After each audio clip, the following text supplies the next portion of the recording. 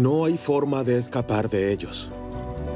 Los alimentos demasiado dulces, llenos de grasas malas y ricos en energía, están en todas partes. Desde hace décadas, estos modernos hábitos alimenticios le causan problemas a nuestro cuerpo. ¿Pero qué hay del cerebro? ¿Perjudica una mala alimentación también nuestra salud mental, nuestro estado de ánimo y nuestra capacidad cerebral? Sabemos que la comida chatarra engorda, pero también puede atrofiar el cerebro. Entre tanto, también los investigadores del cerebro estudian las consecuencias de nuestros hábitos alimenticios. Una alimentación alta en grasas y rica en azúcar produce cambios a largo plazo en ciertas zonas del cerebro. Esta ciencia, aún joven, revela una nueva faceta de nuestra alimentación. Con un aumento en la ingesta de grasas y azúcar, el cerebro se reprograma. Por lo tanto, lo que pasa por nuestra cabeza también depende del contenido de nuestro plato.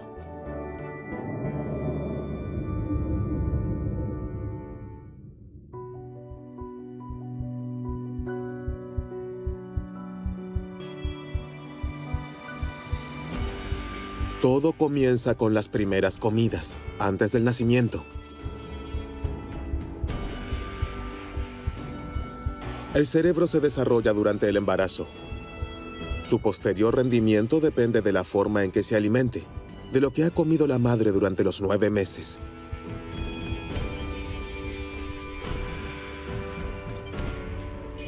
Hace tiempo que se conocen las consecuencias de una mala alimentación para la salud del feto. En la actualidad, en Australia, los científicos se ocupan también de los efectos de la alimentación en las funciones cerebrales. Feliz Jacka es profesora en la Universidad de Melbourne. Estudió el comportamiento de miles de niños después de haber observado los hábitos alimentarios de sus madres en un amplio estudio de 23,000 mujeres embarazadas.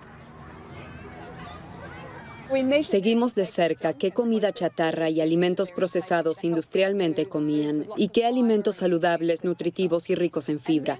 Luego examinamos la salud emocional de los niños de 18 meses a 5 años.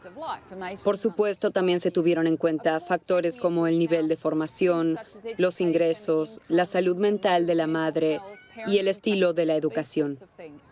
El resultado fue evidente. Las madres que consumieron más comida chatarra y alimentos procesados industrialmente, como refrescos dulces, refrigerios salados, pasteles y galletas durante el embarazo, tuvieron hijos más propensos a la agresión y las rabietas. Esta preocupante correlación sugiere que la alimentación de la madre afecta la salud mental del niño. Esto aún no se ha probado a nivel biológico, pero Feliz Jacka ya está convencida de ello. Este amplio estudio noruego mostró que la alimentación de los niños también es importante, independientemente de lo que haya comido la madre. Los niños que comían demasiada comida chatarra y muy poca comida saludable a menudo mostraban un comportamiento furioso o agresivo, pero también dolor, miedo, inquietud y pesadillas. Desde entonces, las conclusiones de Feliz Jacka han sido confirmadas por estudios en España, los Países Bajos y Canadá. Los investigadores del cerebro ven la causa en una ingesta excesiva de azúcar y grasas, pero también en una alimentación desequilibrada. Los alimentos procesados industrialmente y la comida chatarra, que a menudo carecen de nutrientes, no proporcionan lo que necesita el cuerpo, y especialmente las neuronas. En este laboratorio de la Universidad de Burdeos, los científicos están investigando los efectos de la alimentación incompleta en el cerebro de ratones.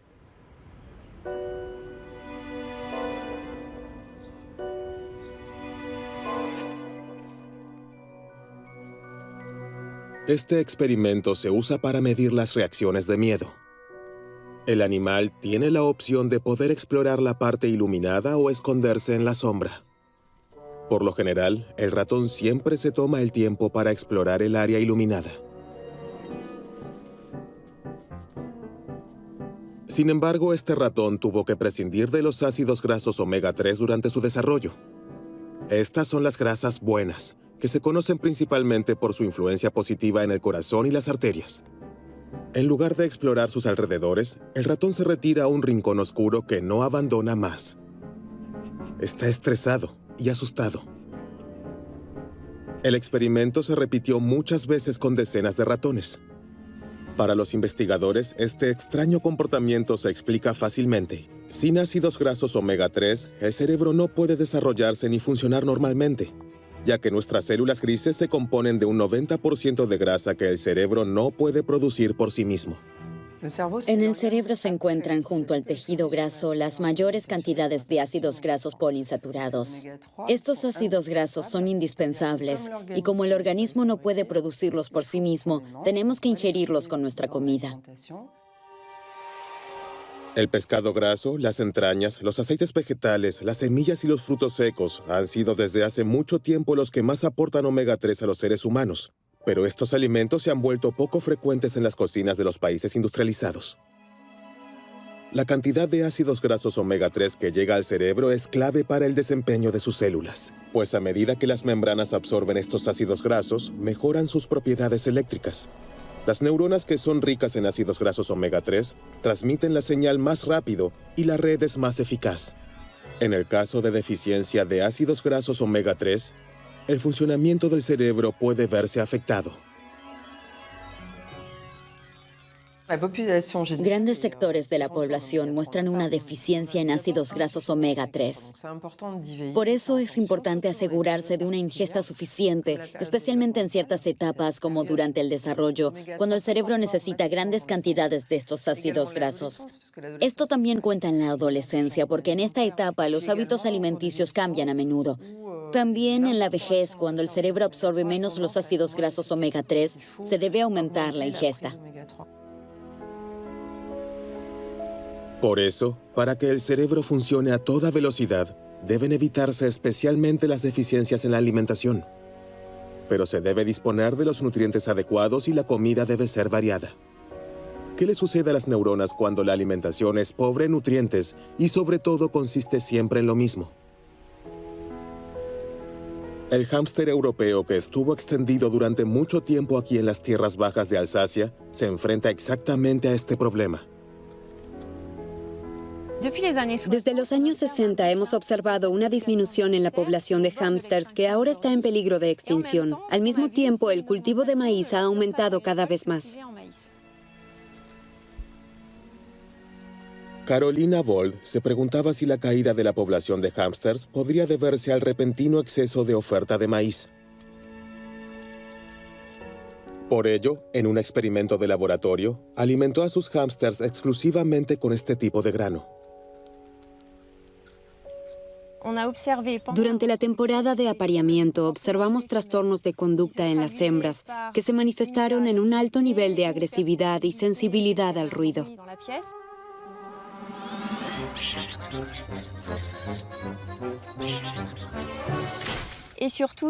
Pero sobre todo, estas hembras se comían a sus crías el día de su nacimiento. Esto se observó en más del 80% de las hembras.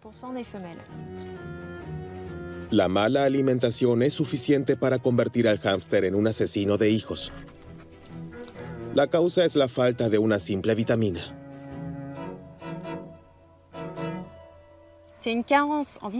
Este comportamiento inusual se debe a una falta de vitamina B3, porque después de haber enriquecido su dieta a base de maíz con esta vitamina, mostraron un comportamiento normal. Comenzaron a amamantar a sus crías tan pronto como estuvieron bien nutridas.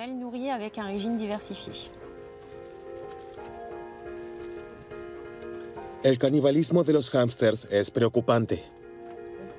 ¿Podría una alimentación poco equilibrada y deficiente llevar también al ser humano a un comportamiento agresivo y violento?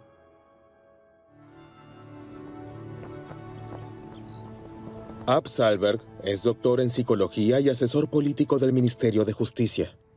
Su área de especialización, alimentación y delincuencia. Está convencido de que enriquecer la alimentación con vitaminas, ácidos grasos y minerales puede reducir la agresividad.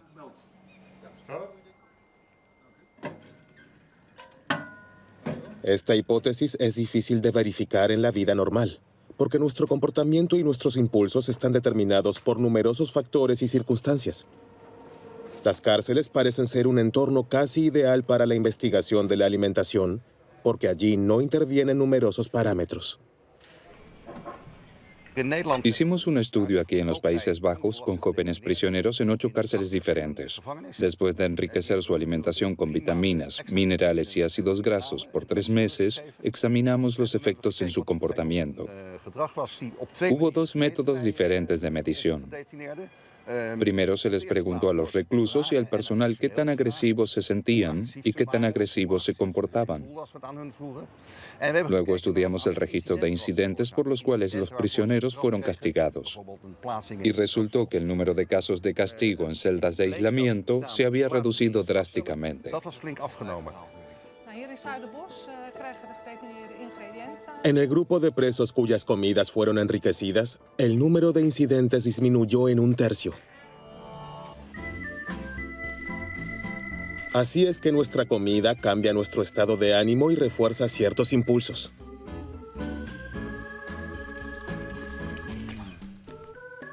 Pero ¿puede la alimentación influir también en las decisiones que creemos tomar libremente?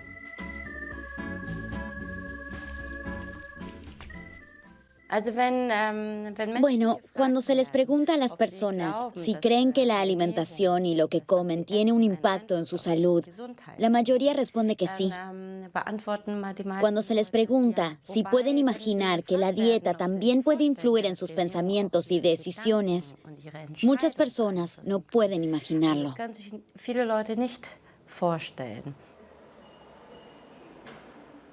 Pero eso es exactamente lo que ha demostrado por primera vez So-Yeon Park del Instituto de Psicología de la Universidad de Lübeck. Sus estudios han revelado el mecanismo por el cual la alimentación puede influenciar nuestros pensamientos. Con este fin, la investigadora desarrolló un experimento muy original. Imaginemos el siguiente dilema. El dinero sobre la mesa debe dividirse en 2 cantidades. Pero es su compañero de juego, un desconocido, quien decide esta división. Te daré 2 euros y me quedaré el resto. Si acepta esta oferta injusta, obtendrá algo de dinero, pero mucho menos que él. Si la rechaza, ambos se van con las manos vacías. ¿Qué elegiría? ¿Acepta la oferta y toma los 2 euros, aunque se sienta engañado? ¿O la rechaza y se va con las manos vacías, pero con la frente bien alta? Sorprendentemente, que tome el dinero o no depende de lo que haya comido antes.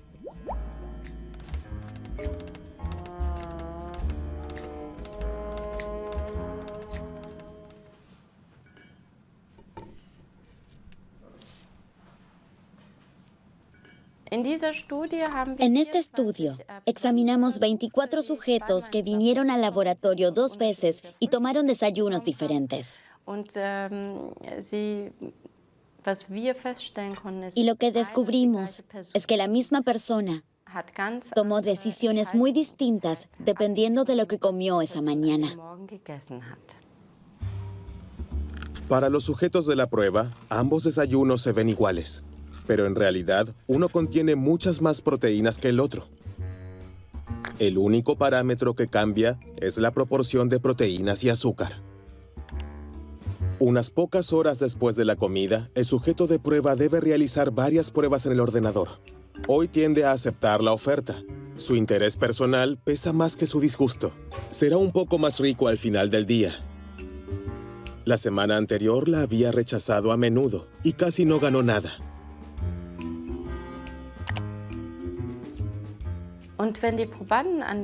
Si los sujetos tenían más proteínas en sus desayunos esa mañana, también fueron más tolerantes ante una oferta injusta. Y si tenían más carbohidratos en el desayuno, eran más sensibles a las ofertas injustas. Si el contenido de proteína es bajo, los sujetos de prueba rechazan las ofertas injustas en promedio 2 veces más. Pero ¿cómo se puede explicar este sorprendente resultado? En busca de evidencia biológica para su observación, los científicos realizaron análisis de sangre. Enviaremos la sangre directamente al laboratorio y luego la analizarán en busca de componentes hormonales y aminoácidos, especialmente las hormonas insulina, cortisol, adrenalina, ACTH, y en el caso de los aminoácidos, especialmente triptófano y tirosina.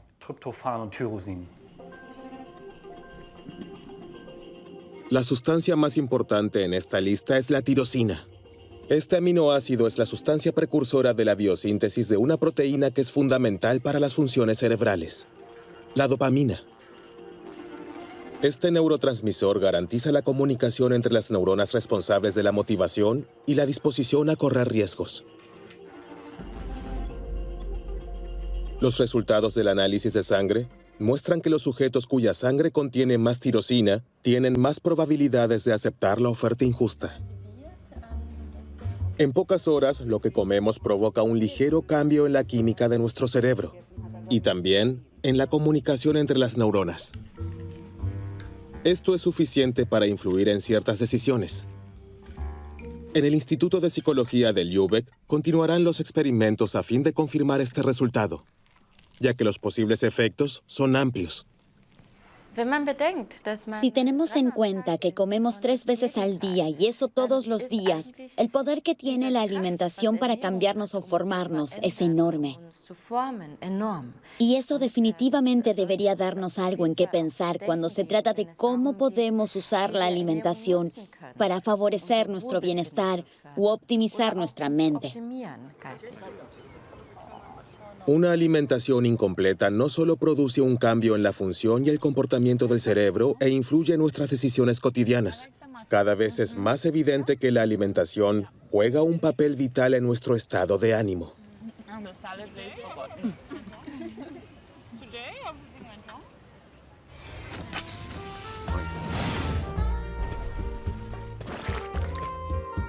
Pero ¿qué pasa con la comida chatarra rica en azúcar y grasas malas? ¿Qué pasaría si no ingiriéramos nada más que eso?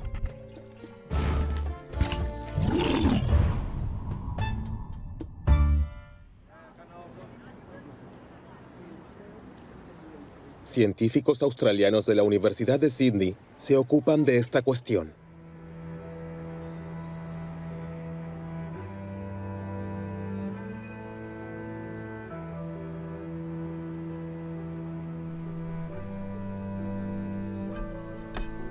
Margaret Morris dirige el único laboratorio en el mundo donde las ratas se alimentan con los alimentos producidos industrialmente que se pueden encontrar en supermercados o cadenas de comida rápida barata.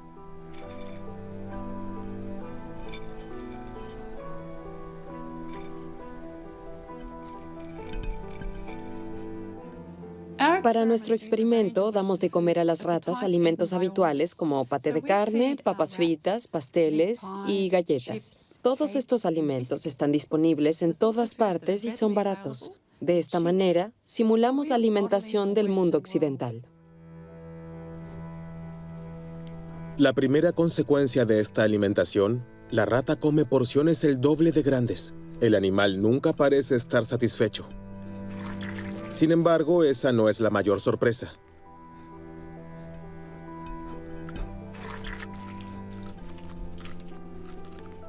Estamos particularmente interesados en los efectos de esta alimentación en la memoria de los animales. Los medimos con la ayuda de una conocida prueba de comportamiento de reconocimiento de objetos. Para esta prueba, la investigadora coloca algunos objetos en la jaula de una rata. La rata inmediatamente comienza a inspeccionarlos porque los roedores son muy curiosos por naturaleza. Una vez que el animal ha explorado todo y ha memorizado su entorno, se aparta momentáneamente. Movemos un objeto y volvemos a colocar a la rata en la jaula.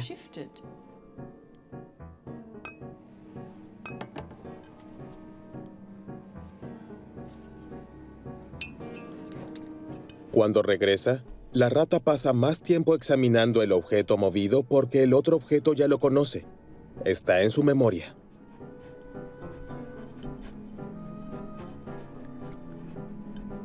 Sin embargo, las ratas sobrealimentadas muestran un comportamiento diferente. Los animales que reciben alimentos muy ricos en grasas o azucarados o ambos reconocen el objeto movido con menos frecuencia.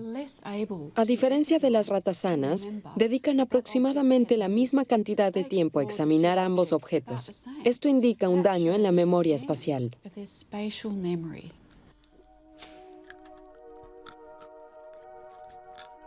Las ratas sobrealimentadas no solo tienen una memoria espacial dañada, sino también otros trastornos funcionales que son una señal de alarma para los científicos. Estos indican cambios en el hipocampo, una pequeña región profunda del cerebro responsable del aprendizaje y la consolidación de los recuerdos. Estudios recientes muestran que los alimentos energéticos también dañan el hipocampo humano.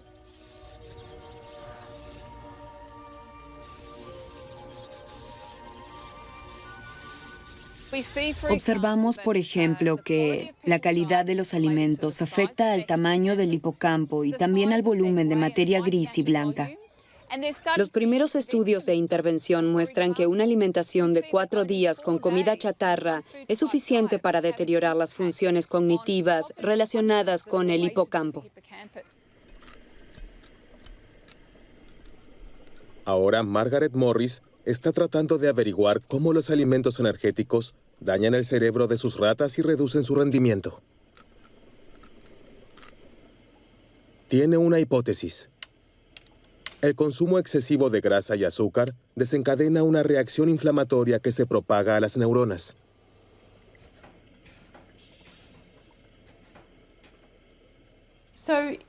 Esta alimentación provoca una reacción inflamatoria en todo el cuerpo. Sabemos esto de personas obesas, pero en este caso la reacción parece muy aguda. Pudimos observar un aumento de citocina y otros agentes inflamatorios.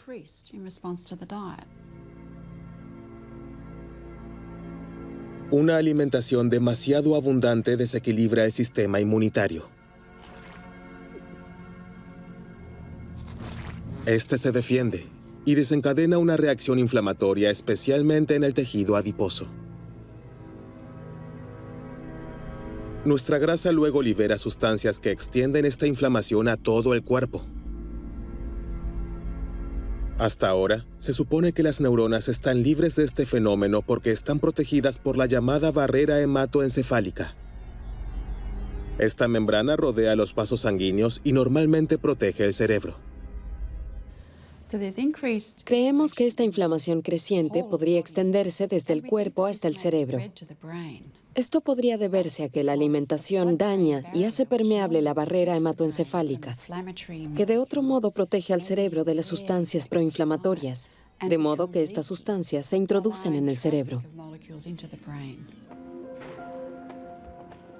De esta manera, la inflamación penetra en las meninges y allí causa un fenómeno particularmente sorprendente.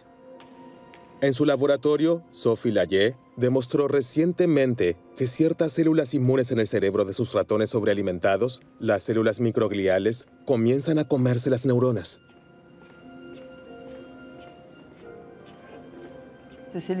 Estas células microgliales en el cerebro son importantes porque comen neuronas muertas.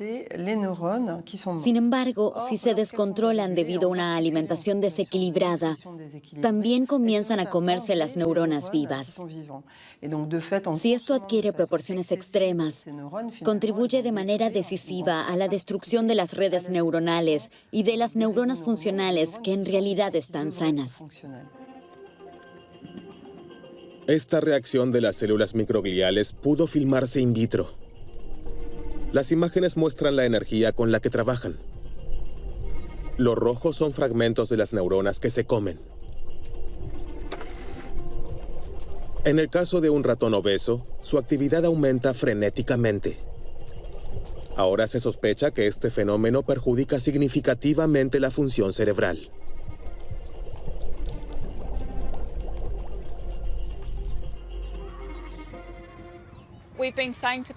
Llevamos 30 años diciéndoles a las personas, no coman estos alimentos, podrían sufrir un ataque cardíaco, cáncer o diabetes. Pero el comportamiento alimentario se ha mantenido igual. Si los consumidores ahora se enteran de que su alimentación es muy importante para la salud de su cerebro y la de sus hijos, es de esperar que estén más dispuestos a cambiar sus hábitos alimenticios.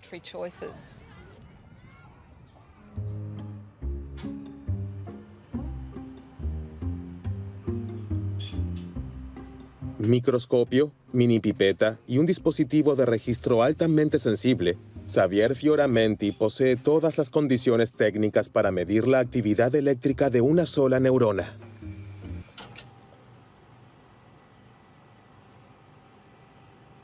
El principio es simple. El corte cerebral de un ratón se encuentra en un líquido que lo mantiene vivo.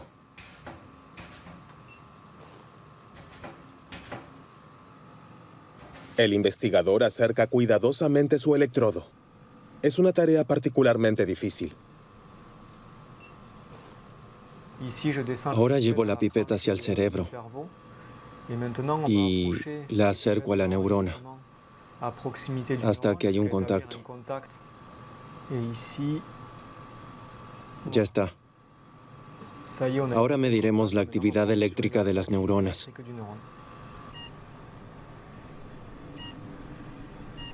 Las oscilaciones hacia arriba son potenciales de acción. De esta manera, las neuronas codifican su información. El tiempo que pasa entre cada oscilación representa el mensaje que envía la neurona. Ahora aumentaremos la concentración de glucosa en el líquido. Veamos si esta célula reacciona. Como puede observarse, esta célula reaccionó al aumentar la actividad eléctrica. El potencial de acción es más fuerte que antes de aumentar el contenido de glucosa.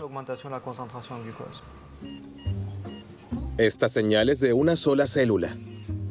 Sin embargo, en el cerebro, todas las neuronas están conectadas entre sí. Los científicos suponen, por tanto, que la glucosa altera la actividad de todas las áreas del cerebro responsables de las sensaciones y el placer.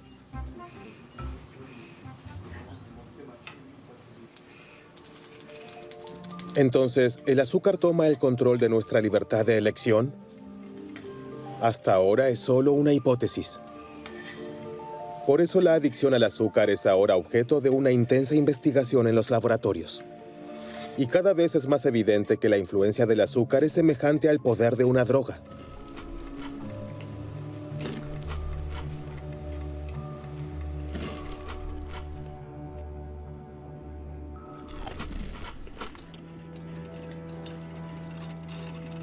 Serge Ahmed fue uno de los primeros en probar esto con un experimento muy sencillo. Primero crió ratas con cocaína y azúcar. Después de varias semanas de esta doble dieta, les presentó a los animales una opción.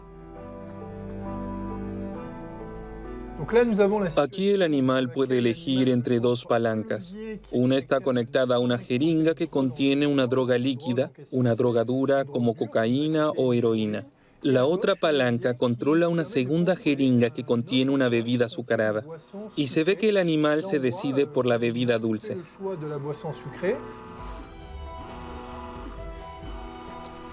Las ratas eligen agua azucarada 4 veces más a menudo que la droga.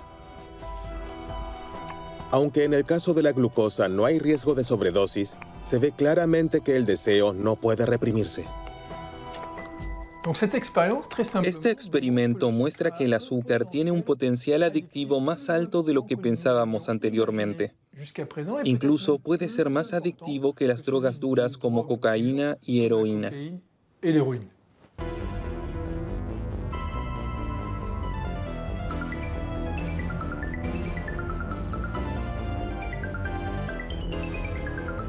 En la actualidad, nuestra nutrición es bastante desequilibrada, porque el azúcar se encuentra en una gran cantidad de alimentos. Por supuesto, esto incluye alimentos dulces, como bebidas azucaradas, pero también productos que no esperamos, como jamón o sopa. Hay muchos más ejemplos de esto. Y el contenido de azúcar de tales alimentos contribuye a que las personas se vuelvan adictas sin darse cuenta.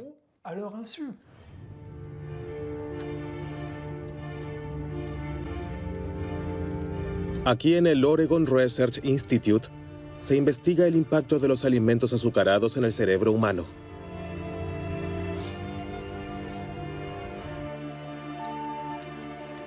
Los experimentos muestran que el consumo habitual de alimentos altamente energéticos altera los circuitos neuronales de la misma manera que lo hace el consumo de drogas.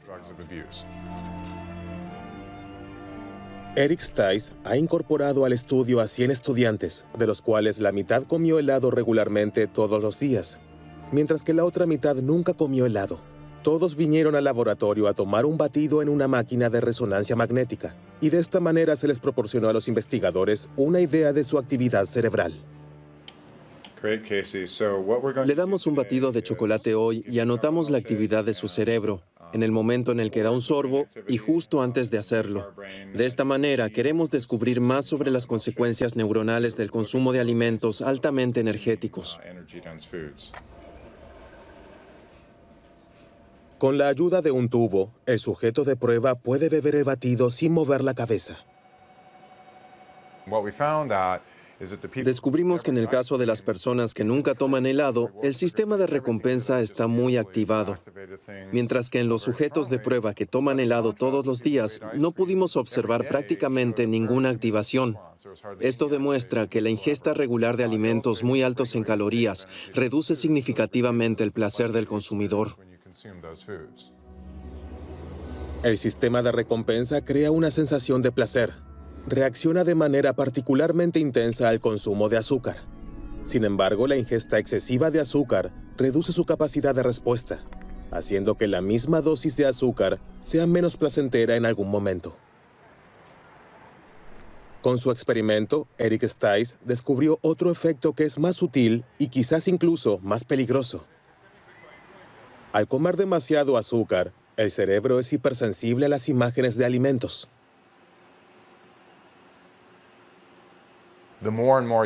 Mientras más helado coma, menos se activará su sistema de recompensa.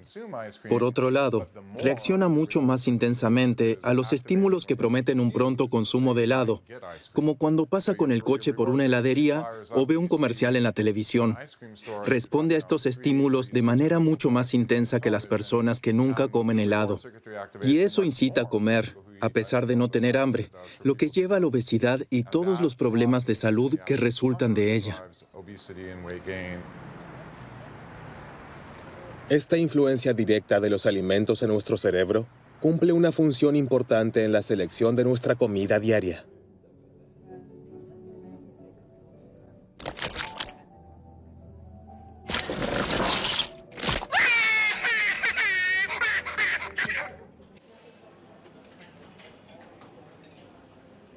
¿Qué ocurre en el cerebro en el momento que elegimos un postre en lugar de un entremés o pescado en lugar de carne? ¿Quién mueve realmente los hilos?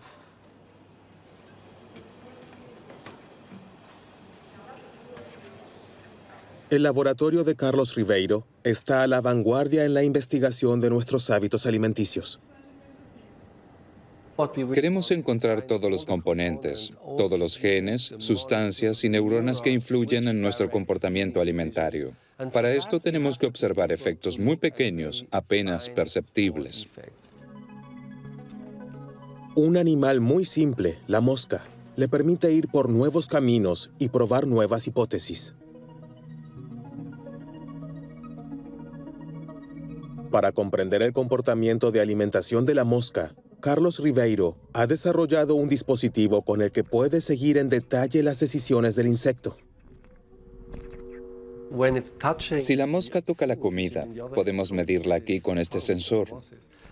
Este es el mismo sensor que también detecta el tacto en la pantalla de tabletas o teléfonos inteligentes, solo que aquí no se toca la pantalla, sino la comida.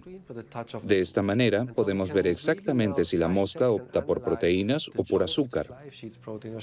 Pero también investigamos cómo come, en qué cantidades, con qué rapidez y con qué frecuencia. Analizamos en detalle sus decisiones que son controladas por el cerebro. Con la ayuda de esta técnica, ha demostrado que la mala alimentación tiene una influencia decisiva en el comportamiento alimentario. Por supuesto, las moscas que han sido privadas de proteínas elegirán alimentos ricos en proteínas. Sin embargo, observando más de cerca, descubrió que este no es siempre el caso. A veces teníamos moscas que no mostraban un fuerte apetito por las proteínas. Quisimos encontrar la razón y comprobamos que las moscas que no estaban interesadas en las proteínas tenían ciertas bacterias intestinales. Después de numerosos experimentos, quedó claro que el apetito por las proteínas de las moscas fue inhibido por dos bacterias intestinales muy específicas. Estas dos bacterias tienen un gran impacto en sus decisiones alimentarias.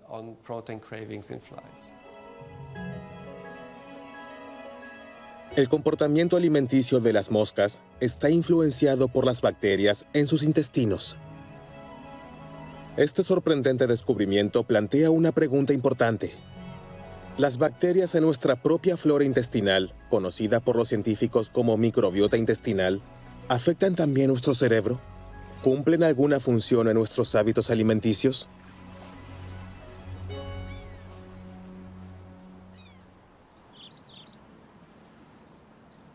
En la Universidad de Cork, en Irlanda, John Cryan es pionero en el estudio de la microbiota intestinal. Logró demostrar que las bacterias intestinales también influyen en ciertos comportamientos de los mamíferos.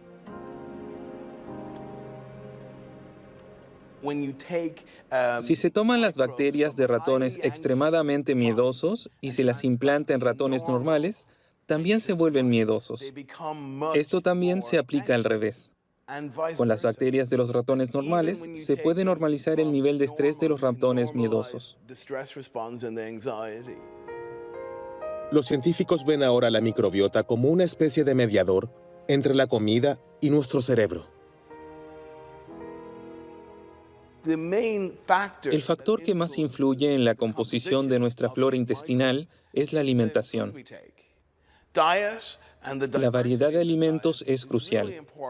Desde el nacimiento hasta la muerte determina la composición de nuestra flora intestinal. Recién estamos comenzando a comprender cuánto afecta nuestra alimentación a la flora intestinal y, por lo tanto, a nuestro cerebro.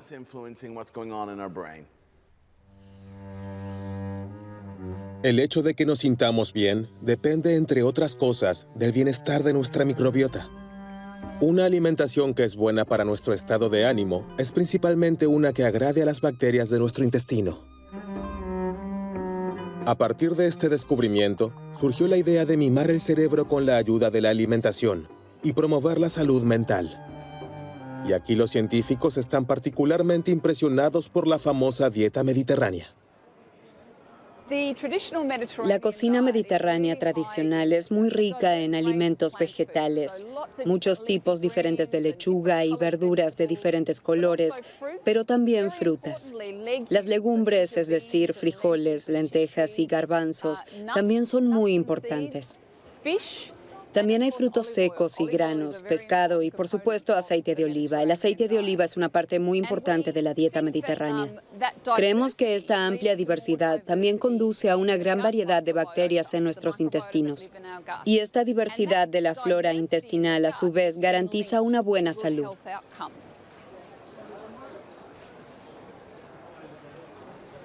El año pasado realizamos el primer estudio de 67 pacientes con depresión severa. Recibieron ayuda de un nutricionista durante 3 meses. Al final los examinamos nuevamente y descubrimos que su cambio de alimentación estaba acompañado de una mejora en la depresión. Cuanto más estrictamente siguieron la dieta mediterránea, mejor se sintieron.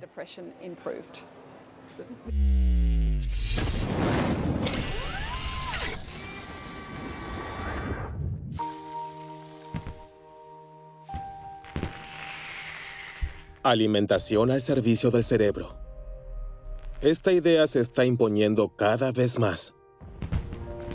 Los científicos ahora están siguiendo todas las pistas. Las especias que se han utilizado en la medicina tradicional india durante siglos ahora se están investigando en los laboratorios debido a sus efectos positivos en la psique.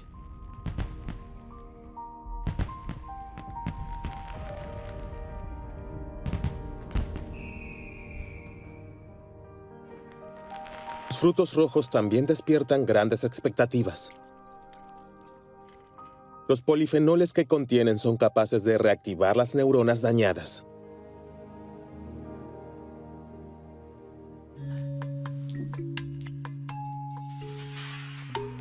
Entonces, ¿son los frutos rojos y las especias remedios milagrosos que mantienen nuestras neuronas siempre jóvenes? Aún es demasiado pronto para responder a esta pregunta. La ciencia recién está comenzando a desentrañar los misterios de esta increíble conexión entre la alimentación y el cerebro. El menú ideal para nuestras células grises aún se desconoce en gran parte. Sin embargo, una dieta variada y equilibrada que no contenga alimentos procesados industrialmente y azúcares, y que incluya muchas frutas y verduras, parece ser la mejor receta para mantener nuestras capacidades mentales. A mi abuela le gustaba decir, eres lo que comes, así que come bien. Y la ciencia comienza a reconocer cuánta razón tenía. ¿Podemos reducir la tasa de criminalidad previniendo las deficiencias en la alimentación? Es demasiado pronto para decir definitivamente que una alimentación saludable afecta nuestro comportamiento. Cuantas más barritas de chocolate comemos, mayor es la tentación, así que comemos más. Alimentamos el monstruo que llevamos dentro. Lo mejor que pueden hacer es alimentar a sus hijos de manera saludable y que no se acostumbren a esas porquerías. Acabo de decir porquería, lo siento.